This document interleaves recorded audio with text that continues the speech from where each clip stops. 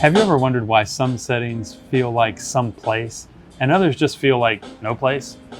Perhaps the key distinguishing feature between them is this: places where people like to be always have street-oriented architecture. The buildings are engaged with the street in some legible, designed way. There's a building-to-street relationship that feels mutually reinforcing.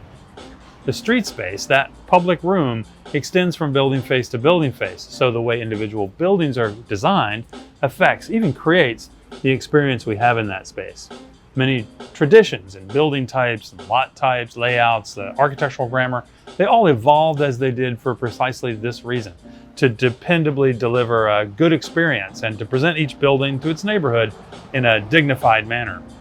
For example, porches within conversational distance of the sidewalk give houses a neighborliness, and they provide a kind of intermediate layer that's very agreeable between the fully public space of the street and the fully private interior.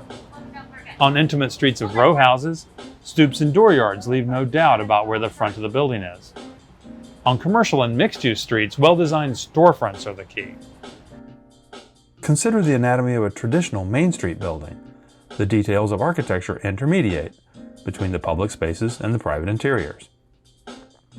Awnings and arcades, galleries, colonnades, these are ways that we deal with the sun and the rain, but they also are ways that the architecture reaches out, embraces, and engages with the street space. There are frequent doors along the street, reinforcing the whole scene. Take, for example, these buildings in Old Town Alexandria, Virginia. Small details of architectural grammar matter a lot.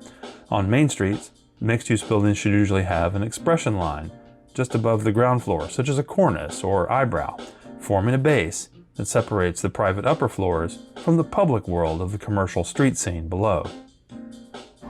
Now, compare all that with deep setbacks or parking lots in front, or to rows of garage doors, to snout houses, or to blank walls. Oh, no. You see, pleasant streets and street-oriented architecture support each other.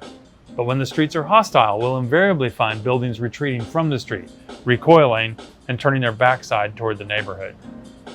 It's not a style thing. Every architectural style, including modernism, has fine examples of street-oriented designs. Street-oriented architecture. It's number 11 on my list of town planning stuff everyone needs to know.